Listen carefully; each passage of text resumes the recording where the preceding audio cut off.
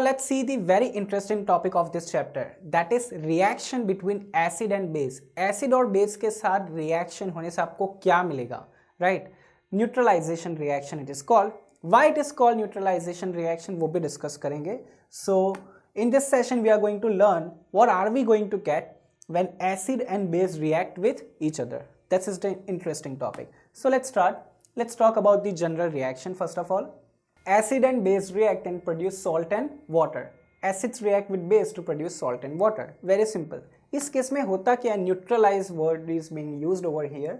Neutralise मतलब क्या कि एसिड की रिएक्शन जो जो उसकी कैपेसिटी है वो कम हो जाएगी और बेस की कैपेसिटी भी कम हो जाएगी. वो एक दूसरे की कैपेसिटी कम कर देंगे, right. Acid neutralizes the base and base neutralizes the acid. That's why it is called neutralization reaction. आपको जो कंपोनेंट मिलेगा वो शायद एसिडिक भी हो सकता है, बेसिक भी हो सकता है या न्यूट्रल भी हो सकता है. Will discuss that as well. ऐसा भी क्यों होता है, right. So that's why it is called as the neutralization reaction. Acid को न्यूट्रल कर देगा कौन, बेस. बेस को कौन न्यूट्रल करेगा, acid, right. So this is the neutralization reaction. Now let's see what is going to happen.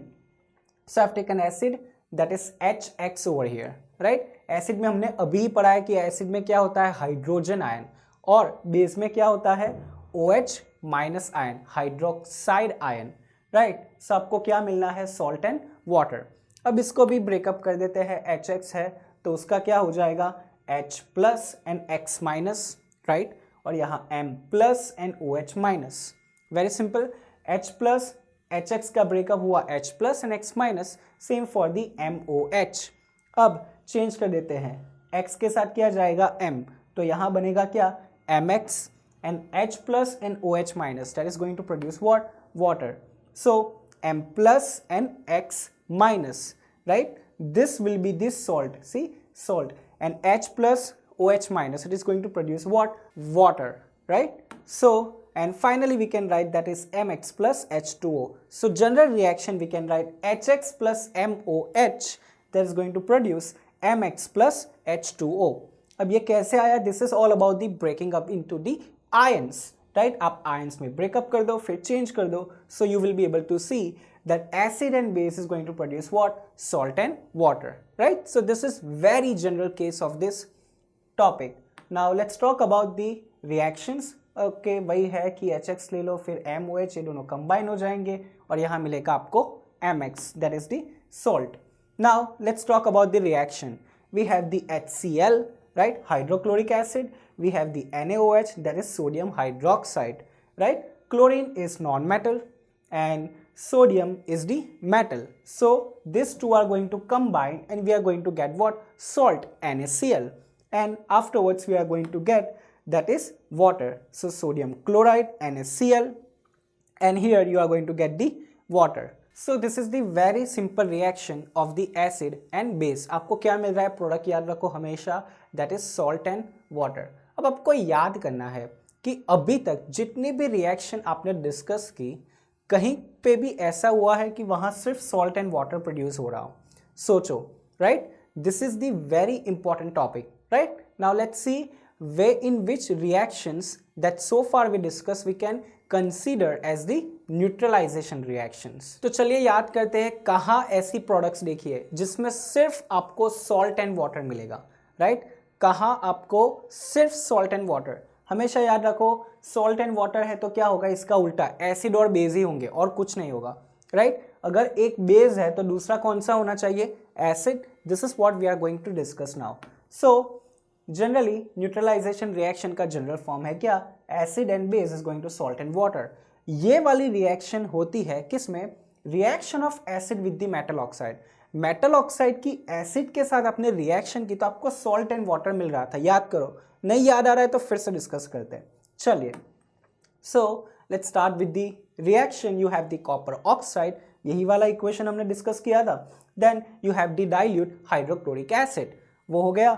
अब H plus Cl minus, Cu2 plus O2 minus, तो यहाँ आपको मिलेगा CuCl2, copper two chloride. This is what you are going to get over here and the water. अब देखो आपको कैसे सोचना है, आपके पास सॉल्ट है, आपके पास वाटर है, आपके पास यहाँ एक एसिड है, तो ये कौन सा होना चाहिए, सोचो ये क्या होना चाहिए, ये होना चाहिए base. This is how we come to know that this copper oxide is basic in nature. याद रखो, this is why we are concluding, हमारे पास प्रूफ है, then only we can say over here, right. एक acid है, salt and water है, तो वो क्या मिसिंग है, base. So that will be base as well, right. So metal oxide plus acid is going to produce salt and water. This is the most important part. Product के base पे हम identify कर रहे हैं उसका nature, कि उसका nature क्या है. So we can write that this metal oxide is what, basic in nature. जो भी मेटल ऑक्साइड यहाँ लेंगे एसिड के साथ, वो रिएक्ट करके क्या प्रोड्यूस करने वाला है, सॉल्ट एंड वाटर. सो वो मेटल ऑक्साइड क्या हो जाएगा, base in nature. So what we can generalize, what we can conclude, very important 1 mark question is possible. Metallic oxides are dash in nature, that is basic in nature.